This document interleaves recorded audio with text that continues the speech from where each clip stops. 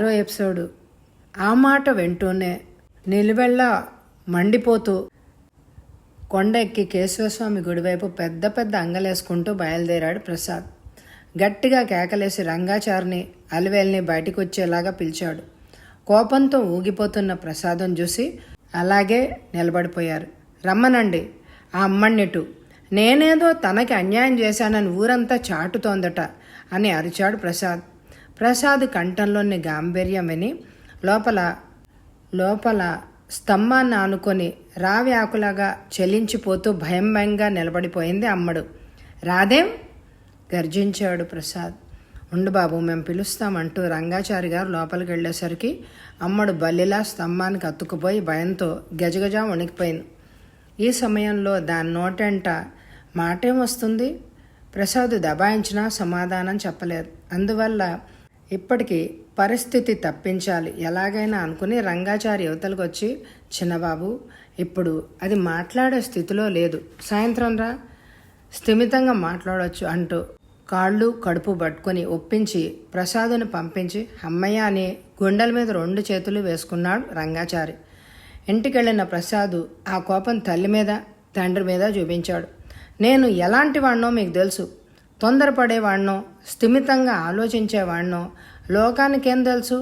ఆ పిచ్చిది ఏదో అందని, ఆ సావిత్రి దానికి వంత పాడిందని ఊళ్ళో వాళ్ళందరూ నమ్మితే మీరు నమ్మేయడమేనా? చిన్నప్పటి నుంచి పెంచి పెద్ద చేసిన వాళ్ళు మీరు. నా ప్రవర్తనలో అణువణువు మీకు తెలుసు, మీరు కూడా నమ్మేయడమే ఆ మాట. ఉండండి, నేను ఇవాళ సాయంత్రమే వెళ్ళి దాని సంగతి ఏమిటో తేల్చి దాని చేత నిజం ఒప్పిస్తాను. కావలిస్తే రచ్చబండ దగ్గరికి ఎక్కిస్తాను అసలు సంగతి అని అంటూ అరుస్తూ కేకలు వేశాడు. ప్రసాదు, అంతకంటే నాకు మాత్రం కావాల్సిందేముంది? నీ మీద ఆ మచ్చ లేకుండా పోవడమే నాకు ముఖ్యం. 10 మందికి న్యాయం చెప్పేవాడివి బావా, ఇప్పుడేమంటావు అని నీ కొడుకు చేసిన ఘనకార్యానికి అని ఆ పిల్లని ఇంట్లోకి తీసుకెళ్ళి కోడలుగా చేసుకోవాలి మరి అని నలుగురు అంటుంటే ఏమీ అనలేక తలదించుకోవాల్సి వస్తోంది అన్నాడు మాధవయ్య బరువుగా. అలా నిజం చెప్పించు బాబు, నలుగురు నిన్ను అంటూ ఉంటే నా మనసు చిత్రవద అయిపోతోంది. తనకి అన్యాయం చేసింది నువ్వు కాదంటే గొడవే లేదు. అలా కాకుండా నువ్వే అంటే మాత్రం అమ్మడిని ఇంటికి తీసుకొచ్చి కోడల్ని చేసుకోవాలి, గత్యంతరం ఏమీ లేదు. అది మాత్రం ఆలోచించు. తీర్పు నేనే ఇవ్వాల్సి వస్తుంది. నీకు తెలుసు, తీర్పు విషయంలో ఈ మాధవయ్యకి కొడుకైనా పైవాడైనా ఒకటే అంటూ అక్కడి నుంచి వెళ్ళిపోయాడు మాధవయ్య. మాణిక్యాంబ బేలగా కొడుకు కేసి చూసింది. ప్రసాదు నిశ్చలంగా తండ్రి వెళ్ళిన దిక్కే చూస్తూ తల పంకించి తన గదిలోకి వెళ్ళిపోయాడు. సాయంత్రం కేశవస్వామి ఆలయ ప్రాంగణంలో మండపానికి సమీపంలో తల వంచుకొని నిలబడింది అమ్మడు. తల అంటుకుందేమో, ఇంకా జుట్టు చిక్కు తీసుకొని జడల్లుకోలేదు. వేలుముడు వేసుకుంది. కనుబొమ్మల్లో పెట్టుకున్న కుంకం ముఖానికి వెలలేని అలంకారంలాగా కళకళలాడిపోతోంది. వెలిసిపోయిన ఓణి లంగా వేసుకుంది. ఏ ఆభరణము లేకపోయినా పరిపూర్ణమైన యవ్వనమే ఒక పెద్ద ఆభరణమై అమ్మడికి ఎక్కడా లేని అందాన్ని సమకూరుస్తోంది. ఎప్పుడు ఆమెను సరిగ్గా చూడలేదేమో. అలా చూసిన ప్రసాదు ఆమె సౌందర్యానికి ముగ్ధుడై అలా ఆమెకేసి రెప్పవాల్చకుండా చూస్తూ నిలబడిపోయాడు సమీపంలో. ప్రసాదు ఏం అడుగుతాడో, అమ్మడు ఏం సమాధానం చెప్తుందో అదంతా మనం ఎందుకు వినడమా అని అలివేలు అంటూ భార్యను తీసుకుని తన ఇంట్లోకి వెళ్ళిపోయాడు రంగాచారి. ఆచార్యులు గారు మీరు కూడా ఉండాలి అన్నాడు ప్రసాద్. దాంతో రంగాచారి అక్కడే ఉండిపోవాల్సి వచ్చింది. అలివేలు మాత్రం వెళ్ళిపోయింది.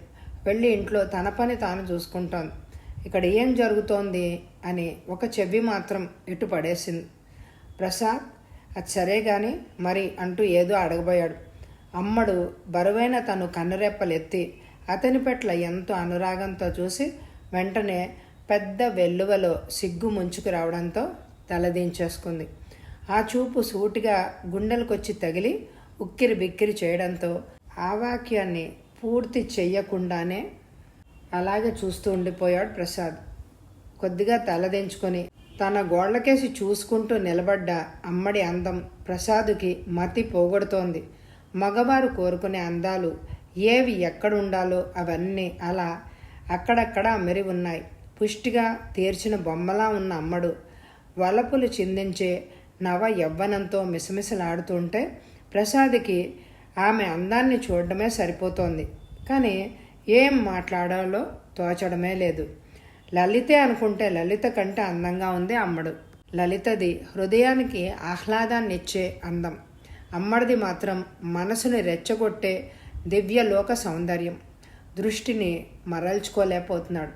ఆమె చిన్నగా తలెత్తి చిరునవ్వు నవ్వింది. ఆ చిరునవ్వే ఆ ముఖానికి పెట్టని సొమ్ములాగా కోటి కాంతుల్ని విరజిమ్ముతోంది. తను గనక అతి ప్రయత్నం మీద సంభాళించుకున్నాడే కానీ మరో మొగాడైతే ఆ చిరునవ్వుకి మనసు వశం తప్పి పిచ్చివాడైపోయేవాడు. ఆమె కాళ్ళ మీద పడిపోయి ఉండేవాడు. ప్రేమ భిక్ష అర్థిస్తూ ఉండేవాడు. తను కోపంగా వచ్చాడే కానీ 4 అనేసి గట్టిగా మందలిద్దామనుకున్నాడు. కానీ ఆ కోపం అంతా ఎక్కడికి పోయిందో ఆ చిరునవ్వు చూసేసరికి హృదయం తత్తర చెందుతోంది. అడగబోతే మాటలు తడబడుతున్నాయి. చక్రాల్లాంటి ఆ కళ్ళని అందంగా కుదుపుతూ మృదువుగా మురిపెంగా కనిపిస్తున్న ఆ చూపులతోటే గుండెల్ని దోచేలాగా ఈ అందాల రాశిని ఏమని అడగాలి, ఎలా కేకలెయ్యాలి? చివరికి సంభాళించుకుని, నిన్ను ఒకటి అడగాలని వచ్చాను, నా ప్రశ్నకు సూటిగా జవాబు చెప్పు అన్నాడు ప్రసాద్. ఏమిటి అన్నట్టు కళ్ళెత్తి అతనికేసి మధురంగా చూసి మళ్ళీ కళ్ళు దించుకుంది. నిజం చెప్పు, నువ్వు నన్ను ఎప్పుడైనా చూసావా? అన్నట్టు తలూపింది. ఎప్పుడు, ఎక్కడ? వస్తున్న కోపాన్ని అణుచుకుంటూ పిడికిళ్ళు బిగించి అడిగాడు. అదే సప్తమి నాడు మసక వెన్నెల్లో మందార చెట్ల దగ్గర. ఏ సప్తమి? ఎన్నాళ్ల క్రితం? ప్రసాద్ కంఠంలో ఆవేశం వశం తప్పుతోంది. నాకు రోజుల లెక్కలు తెలియవు. తాత 3 రోజులకి పోతాడు అనగా. అంత క్రితం నువ్వు నన్నెప్పుడు చూడలేదు కదా. ఆ మసక వెలుగులో నేనే అని ఎలా తెలుసుకున్నావు? ఆ మాటకు కాస్త తత్తరపడింది. అంత క్రితం దూరం నుంచి చూశాను మిమ్మల్ని 1-2 సార్లు. అమ్మడు తల వంచుకునే మాట్లాడుతోంది. ఈ 2 మాటలు కూడా విడియ పడుతూనే అంది. దూరం నుంచి చూసిన దానికి ఆనమాలు ఎలా తెలుసు? నువ్వన్న సప్తమి నాడు వచ్చింది నేనే అని లెక్కేమిటి? ఆ మాటకు అదిరిపడి అతనికేసి బేలగా చూసింది. ఆ చూపులో నన్ను అన్యాయం చేయకండి అన్న ప్రార్థన ఉంది. చెప్పు, ఎవరినో చూసి నన్ను అనుకోవచ్చు కదా. మీరే ఖరీదైన గ్లాస్కో పంచ సిల్కులాల్చి వేసుకున్నారు. మీరే. అంత కోపంలోనే ప్రసాద్కి నవ్వొచ్చింది. గ్లాస్కో పంచ సిల్కులాల్చి వేసుకుంటే ఇంకా అతనేనా? ఊళ్ళో ఇంకెవరు వేసుకోరా? ఆ మాటే అడిగాడు. కాదు, మీరే. నేను అడిగాను కూడా, మీ పేరు చెప్పారు. మీరు ప్రసాదా అని అడిగావా? అడిగాను. అడిగితే అవును అన్నారు. ప్రసాద్ ఉలికిపడ్డాడు. తన పేరు చెప్పి ఏమని మోసం చేసే గ్లాస్కో పంచ సిల్కులాల్చి ఆసామి తనయుడు వాడు ఈ ఊళ్ళో ఎవరున్నారు? ఆలోచనలో పడ్డాడు ప్రసాద్. ఎందుకు నన్ను ఇలా అడుగుతున్నారు? పెళ్లి చేసుకుంటానని మాట కూడా ఇచ్చారు నాకు. ఇప్పుడు మీరు ఇలా గుచ్చి అడుగుతుంటే భయమేస్తోంది. నన్ను అన్యాయం చేయకండి. 2 చేతుల్లోనూ ముఖం దాచుకుని ఏడ్చింది అమ్మడు. ఆమె అలా బాధపడుతుంటే దగ్గరగా వెళ్ళి గుండెలకు హత్తుకుని కన్నీళ్లు తుడిచి బుజ్జగించాలి అని అనిపించింది. పరిపూర్ణమైన పురుషుడిగా ప్రసాద్ ఆ పని చేసి ఉండేవాడు. కానీ అంతలోనే అతని భవిష్యత్తు గుర్తొచ్చింది. ఆ మట్టునే ఆగిపోయాడు. అలా చేస్తే ఇంకేమైనా ఉందా? సప్తమి నాటి సంగతేమో కానీ ఈ తదియ నాడు మాత్రం తన తలకి వచ్చి చుట్టుకుంటుంది. అది అబద్ధం, ఇది నిజం అవుతుంది. నయం ఆవేశంలో అంత పని చేశాడు కాదు.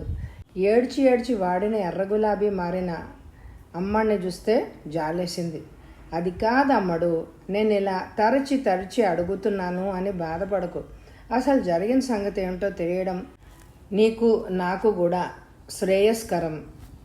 అసలు సప్తమి నాడు జరిగిందేంటో పూర్తిగా వివరంగా చెప్పు. అమ్మడు ఏం చెప్పకుండా ఉండిపోయింది. అనుమానించకు. ఇంతదాకా వచ్చాక దాపరికం ఎందుకు? చెప్పాయి రంగాచారులు కోపంగా అన్నది ప్రసాదుని ఉద్దేశించి అని అతని చూపుల ద్వారా రుజువైంది.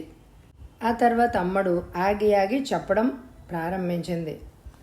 బాబాయ్ గారు తాతని తీసుకుని నేను కూడా వంతెని దాటి తిరిగి నేను కొండెక్కి దేవాలయానికి వచ్చేస్తున్నాను.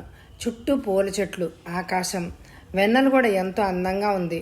అసలు సంధ్య వేళ. ఇంతలో మీరు దారికి అడ్డంగా నిలబడ్డారు. అదిరిపడ్డాను. ఎవరంటే మాట్లాడలేదు మీరు. అనుమానం వచ్చి అడిగాను. మీరు ప్రసాద్ గారు అవునా అని. అవును అంటూ నా చేయి పట్టుకుని మందార చెట్టు మాటికి నడిపించుకుంటూ వెళ్ళబోయారు. భయంతో అడిగాను, నా చెయ్యి పట్టుకొని అన్యాయం చేస్తే తర్వాత నన్నెవరు పెళ్లి చేసుకుంటారు అని. నేనే అని మాటిచ్చారు. నేను అక్కడికి అనుమానించాను, కానీ మీ మాటలతో నా భయాన్ని పోగొట్టారు. తర్వాత పొంగి పొర్లి వస్తున్న దుఃఖంతో ఇంకా ఆ పైన చెప్పలేకపోయింది. ఆ తర్వాత ఆదుర్దాగా అడిగాడు ప్రసాద్. ఆడపిల్ల అంతకంటే ఏం చెప్తుంది? నవ్వి తన యవ్వనాన్ని అర్పించింది అన్నాడు రంగాచారి కోపంగా బుసలు కొడుతూ. అని విద్యుద్ఘాతం తగిలినట్టు ఉలిక్కిపడ్డాడు ప్రసాద్. అంతేకాదు, ఇప్పుడు అమ్మడు ఒట్టి మనిషి కూడా కాదు. రంగాచారి నోట్లోంచి వచ్చిన మాటలు కాదు, కణకళ్ళాడుతున్న అగ్ని కణాలు.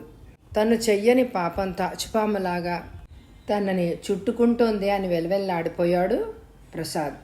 సరే అయితే ఆ గొంతు, అతడి స్పర్శ, అతని మాట అన్నీ నీ గుర్తే కదా అని అడిగాడు మళ్ళీ తిరిగి. నేను జన్మలో ఆ చెయ్యి, ఆ స్పర్శని మర్చిపోను. నాకు గుర్తే. సరే మరైతే ఒక మారు నా కళ్ళలోకి చూడు. ఇలా నాకేసి చూసి చెప్పు. ఆ రోజు నిన్ను అలా చేసింది నేనేనా? అలా మాటికి అడిగి నన్ను బాధ పెట్టకండి అంది అమ్మడు. రంగాచారి ఉరిమినట్టు చూశాడు ప్రసాద్ కేసి. అయినా పట్టించుకోకుండా మళ్ళీ చెప్పు, ఆ రోజు నీ దగ్గరకు వచ్చింది నేనేనా అన్నాడు మళ్ళీ ప్రసాద్. ఇప్పుడు కాదని ఒప్పించడానికి వచ్చారా మీరు? ఎందుకు వచ్చినా నా మంచితనం, తల్లిదండ్రుల మీద గౌరవం, ఊళ్ళో 10 మందికి నా నిజాయితీ నిరూపించడం, ఈ 3 ఉద్దేశాలు నన్ను ఇక్కడికి తీసుకొచ్చాయి. అవే లేకపోతేనా? అతని మాటల్లోని తీవ్రతకి అమ్మడు కూడా వణికిపోయింది. నిజంగా ఆయన కాదేమో అని అనిపించింది ఒక క్షణం. మరుక్షణంలోనే కాకపోవడం ఏంటి, మంచిగా నటించి నా చేత ఒప్పిస్తే పెద్ద మనిషిగా చలామణి కావచ్చు కదా అని నటన అంతా అనుకుంది. ఈ ఉంగరం చూడండి, ఇది మీది కాదా? మర్నాడు ఉదయం మధురంగా గడిపిన ఆ స్థలానికి వెళ్ళాను. మందార చెట్టు మొదట్లో ఇది పడుంది. ఎంతో సంబరంగా తీసి నేను పెట్టుకున్నాను మీ గుర్తుగా. ఇది మీది కాదంటారా? ఆ ఉంగరం చూసి సావిత్రి కూడా చెప్పింది ఇది మీదేనని. చూడండి, ఇది మీది కాదంటారా? ఆమె చూపిన చేతికేసి చూశాడు. వేలిన ఉన్నది తన ఉంగరం లాంటి ఉంగరమే, కానీ తంది కాదు. కాదంటే ఇప్పుడు ఎవ్వరూ నమ్మరు. ఎందుకంటే ఏది నీ ఉంగరం చూపించమంటారు. తను చూపించలేడు. ఎందుకంటే ఆ ఉంగరం లలిత వేలికి తొడిగాడు. ఆ రవసంతా తెలిస్తే లలిత కూడా అసలు తనని అనుమానిస్తుందేమో. ఇంకా తను చేయగలిగింది ఏముంది? ఈ అమ్మడు చెప్తున్న సప్తమి నాటికి తను ర్యాలీలో ఉన్నాడు. ఆ మాట ఎవరు నమ్ముతాడు? నిజం తనకి తెలుసు, తన వాళ్ళకి, అమ్మ నాన్నకి, మామయ్యకి తెలుసు. కానీ లోకానికి, ఈ గుడ్డి లోకాన్ని ఎలా ఒప్పించడం? ఆలోచించి నీరసంగా ఉండిపోయాడు. కాసేపు ఉండిపోయిన తర్వాత నిట్టూర్చి, సరే అమ్మడు, ఏం చెప్పినా ఇప్పుడు ఎవ్వరు నమ్మరు. నువ్వే మళ్ళీ ఇంకోసారి ఆలోచించుకో. నేనే అని నువ్వు గట్టిగా చెప్తే ఇంకా నేను చేసేది ఏమీ లేదు. కానీ అయితే మళ్ళీ ఆలోచించుకో. వస్తాను ఆచార్యులు గారు అంటూ అడుగులు వేసుకుంటూ కొండ దిగి ఊరి వైపు వెళ్ళిపోయాడు. వెనక నుంచి నన్ను అన్యాయం చేయకండి, ఆ రోజు మీరే అంటూ ఏడుస్తూ కుప్పకూలిపోయింది అమ్మడు. రంగాచార్యులు కళ్ళొత్తుకున్నాడు. ఊరంతా గంభీరంగా ఏదో తీవ్రమైన సమస్య పరిష్కరించడానికి సిద్ధంగా ఉన్నట్టు అందరి ముఖాల్లోనూ గాంభీర్యం. ఆ ఊరిలో మునుపటి సందడి సంతోషాలు లేవు. అటు ఊరికి ఇటు ఏటికి మధ్యన కర్ర వంతెన ఉండేది. ఇప్పుడు అది తీసేసి సిమెంటు వంతెన కట్టారు. అలాంటి సమయంలో మాధవయ్య గారు అంటూ ఊళ్ళో ఒక మామూలు రైతు వచ్చాడు. ఉన్నారు లోపల? ఏ అన్నాడు అరుగు మీద పచారులు చేస్తున్న ప్రసాద్. మీకోసం, మీ నాన్నగారి కోసం రచ్చ సావడి దగ్గర కూర్చున్నారు ఊళ్ళో పెద్దలందరూ అన్నాడు ఆసామి. మాధవయ్య లోపల నుంచి వచ్చి, వస్తున్నామని చెప్పు. అతన్ని పంపించి పై కండువా వేసుకుని చెప్పులు దొడుక్కుంటూ, నేను వెళ్తున్నాను. ఊరు పెద్దలందరినీ రమ్మని నేనే ఏర్పాటు చేశాను. మన ఊరి కట్టుబాటు ప్రకారం నువ్వు అక్కడికి వచ్చి సంజాషి చెప్పుకోవాలి. నీ నిర్దోషిత్వాన్ని నిరూపించుకోలేకపోతే పెద్దలు విధించే శిక్షను కూడా అంగీకరించాలి అని అన్నాడు. ఆ మాటలు వింటుంటే పరందామే కళ్ళకి నీటి తెర అడ్డొచ్చింది. అప్పటికే ఆ మాటలు విని అదిరిపడి మాణిక్యాంబ వచ్చి గడప వెనక వసారాలో నిలబడింది. ఎన్ని రోజుల నుంచి కంటికి మంటికి ఏకధారగా ఏడుస్తోంది. శుష్కించి మూర్తిభవించిన శోకమూర్తిలాగా ఉంది. తండ్రి మాటలు వింటూనే ఆవేశంగానే, అలాగే మీకంటే నేనే ముందు వెళ్తా అక్కడికి అంటూ విసురుగా వెళ్ళిపోయాడు ప్రసాద్. ముందు వెనక ఆలోచన లేకుండా ఏమిటి ఆ దురుసుతనం? నేరం రుజువైతే చదివే కానీ బొత్తిగా ప్రపంచ జ్ఞానమే లేదు. ఎలా బ్రతుకుతాడో ఏంటో అనుకున్నాడు మాధవయ్య.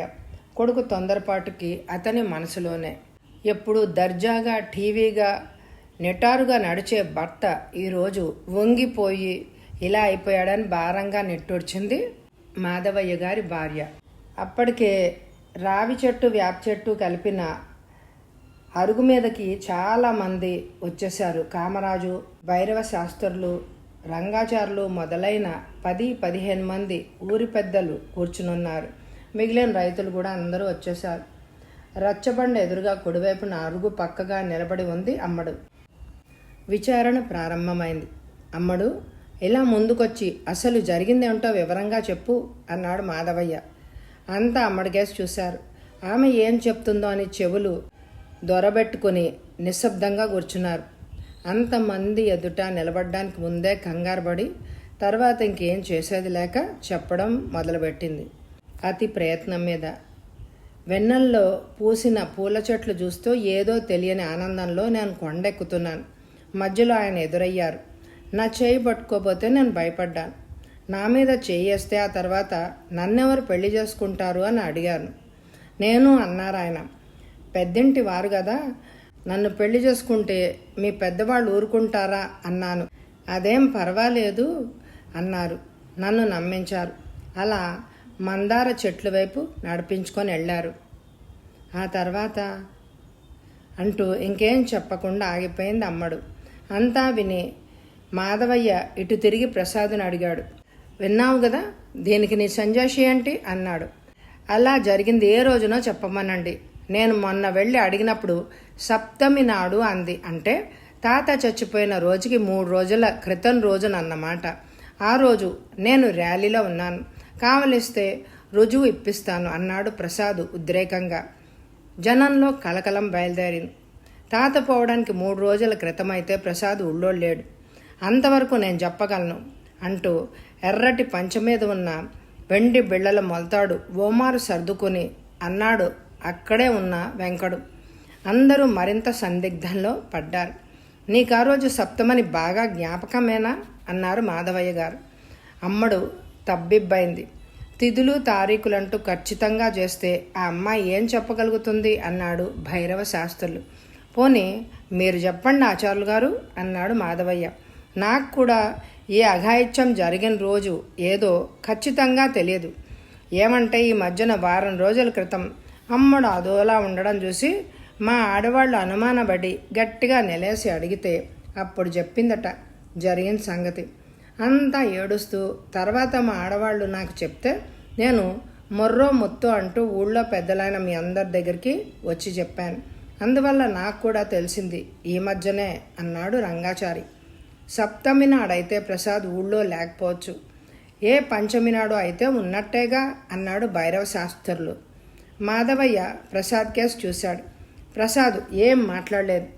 సరే, జరిగిందేదో జరిగింది, అదే అలా ఉంచండి. అమ్మడు ఖచ్చితంగా చెప్పగలిగితే తప్ప అది తేలే విషయం కాదు. ఇక ఈ విషయం చెప్పు. అప్పుడు నిన్ను పలకరించి చేయి పట్టుకునేది ప్రసాద్ అని నీకెలా తెలుసు? అతన్ని అంతక్రితం చూసావా? లేదు అని తల అడ్డంగా ఊపింది అమ్మడు. మరైతే అతనే అనే నమ్మకం ఏంటి? నమ్మకం లేకే అడిగాను. మీరు ఫలానా కదా అని అవునన్నారు ఆయన. అవునని ఇంకో వ్యక్తి కూడా అనొచ్చు కదమ్మా. అప్పుడు ఆ మాటకి అమ్మడు అదిరిపడింది. కంగారు పడి వణికిపోయింది. ఆ స్థితిలో అమ్మడిని చూస్తే అందరికీ జాలేసింది. ఏడవకు, నువ్వు అతనే అని అంటావు, అతనేమో నేను కాదంటాడు. ఎవరి వాదానికి తోసిపుచ్చడానికి వీల్లేకుండా ఉంది. ఓ మారు ప్రసాద్ కేసు చూడు. అప్పుడు నీ చేయి పట్టుకుని నీకు అన్యాయం చేసింది ఇతనేనా? ఇలాగా ఉన్నారు. అయితే అప్పుడు గ్లాస్కో పంచ సిల్కులు ఆల్చి వేసుకున్నారు. పంచా లాల్చికి ఏముందిలే, ముఖం ఇదేనా? మసక వెన్నట్లో ముఖం సరిగా కనిపించలేదు. ముఖం చూడనప్పుడు వేసుకున్న దుస్తుల్ని బట్టి నేరస్తుణ్ణి ఎలా నిర్ణయిస్తాం అన్నాడు మాధవయ్య. నిజమే అని అందరూ అనుకున్నారు. కామరాజుకి భైరవ శాస్త్రికి మాత్రం ఇక్కడ కొడుకు తరఫున మొగ్గు చూపుతున్నాడు మాధవయ్య అని అనిపించింది. నేరస్తుణ్ణి నిర్ణయించకూడదు, నిజమే, అనుమానించవచ్చు కదా అన్నాడు కామరాజు వెటకారంగా. మాధవయ్య ముఖం చిట్లిస్తూ అనుమానించి అని రెట్టించాడు. అవునా కాదా తేలని విషయాన్ని అనుమాన ప్రమాణం మీద నిర్ధారణ చేయొచ్చు కదా. మాధవయ్య ఎలాగో చెప్పు అన్నాడు విసుగ్గా. ప్రసాద్ ఈడు వాళ్ళు మన ఊళ్ళో ఎంతమంది ఉన్నారు?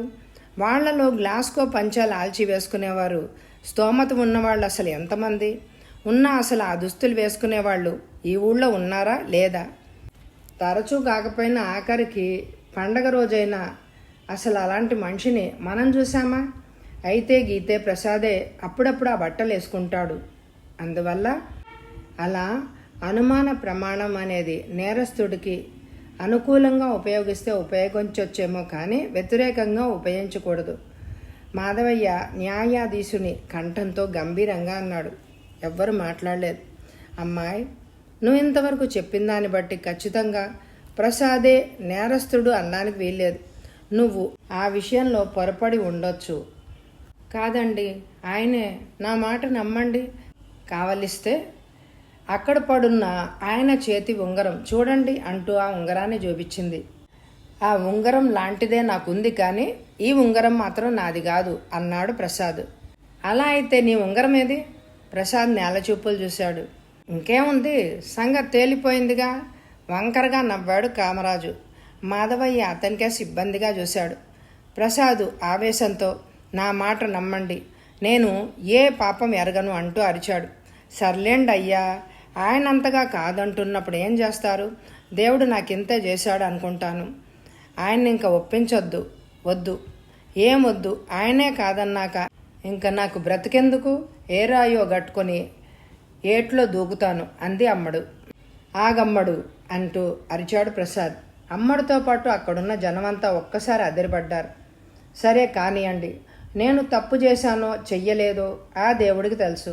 నా నిర్దోషత్వాన్ని ఇప్పుడు నేను నిరూపించుకోలేకపోతున్నాను. అలా నిరూపించే రోజు వచ్చేదాకా అమ్మడు బాధ్యత నేను స్వీకరిస్తాను అని ఇంకా అక్కడ ఒక్క క్షణం కూడా నిలబడకుండా విసవిసా నడిచి వెళ్ళిపోయాడు ప్రసాద్. మాధవయ్య స్థాణువులా చూస్తుండిపోయాడు. ఆ హఠాత్ పరిణామానికి అంతా విస్తుపోయారు. కామరాజు భైరవ శాస్త్రులు మాత్రం తప్పు చేశాడు గనకే ఆ మాట అన్నాడు, లేకపోతే ఎందుకంటాడు? నెత్తిమీద ఈ బాధ్యత అంటూ తలలు పంకించారు.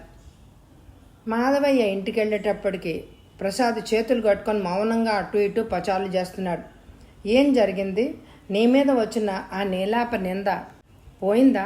మాట్లాడవేంట్రా అంటూ అడిగింది మాణిక్యాంబ. ఏం మాట్లాడతాడే? నన్ను కూడా ఏమీ మాట్లాడలేకుండా గొప్పగా ఆ పిల్ల బాధ్యత తనదే అంటూ ఆవేశంగా అక్కడ అందరి మధ్యలో చెప్పేసి వచ్చేశాడు అన్నాడు మాధవయ్య కోపంగా. ఇదెక్కడి ఘోరమండి? కన్న కొడుక్కి మీ చేతులతో మీరు శిక్ష విధించడమా? అక్కడికి నేను తప్పించాలని ప్రయత్నిస్తూనే వచ్చాను, కానీ నా ప్రయత్నాన్ని మన సుపుత్రుడు పడనివ్వలేదే. ఈ ఇంటికి ఏం దౌర్భాగ్యం దాపరించింది. ఆ కులం గోత్రం లేని అనాథ ఈ ఇంటి కోడల. నా కోడలు ఇలా ఉండాలి అలా ఉండాలి అంటూ ఎన్నెన్ని కలలు కన్నానండి, ఎన్ని ఆశలు పెట్టుకున్నాను. నిజమే, ఆశలకే ఎన్నైనా పెట్టుకుంటాం, ఫలించే అదృష్టం ఉండద్దు. ఇప్పుడు ఏం చేయడం? ఊళ్ళో తలెత్తుకొని ఎలా తిరగడం అన్నాడు మాధవయ్య మాణిక్యాంబ. సరే, నీ నిర్ణయం నువ్వు తీసేసుకున్నావు. నా నిర్ణయం కూడా విను. నువ్వు త్వరలోనే ఏదో ఒక ఉద్యోగం చూసుకుని అమ్మని ఇక్కడి నుంచి తీసుకెళ్ళాలి. ఆ అమ్మాయి నువ్వు ఇక్కడ ఈ ఊళ్ళో నా ఎదురుగా ఉండడానికి వీల్లేదు. ఇలాంటివి పట్నమాసాల్లో అయితే ఏమో కానీ పల్లెటూళ్ళలో కుదరవు. 10 మందిలోనూ పరువుగా తిరగవలసిన వాడిని నెత్తి మీద కుంపట్ల ఇంట్లో ఈ ఇబ్బంది అయిన పరిస్థితి ఉండడానికి ఏమీ వీల్లేదు, తెలిసిందా? ఏమిటండి మీ మాటలు? నువ్వు ఊరుకో అని భార్యను గదిమి ప్రసాద్ కేసు తిరిగి నేను చెప్పింది వినిపించిందా అని అడిగాడు మాధవయ్య. ప్రసాద్ తలూపాడు. అయితే నెల్లాళ్ల గడువు, అంతవరకు అమ్మడు నువ్వు ఇంట్లో ఉండొచ్చు. ఆ తర్వాత ఆ అమ్మాయిని తీసుకొని నువ్వు వెళ్ళిపోవాలి. ఏదో ఉద్యోగం చూసుకొని దొరక్కపోతే నేను 200-300 నెలకు పంపిస్తాను. ఈ ఎపిసోడ్కి లైక్ తప్పకుండా చేయండి. వచ్చే ఎపిసోడ్లో అమ్మడుని నిజంగా చెరిచింది ఎవరు, ప్రసాద్ నిర్ణయం ఏంటి, ఇవన్నీ తెలియాలంటే మరి వచ్చే ఎపిసోడ్లో విందామా? Thank you very much my dear friends.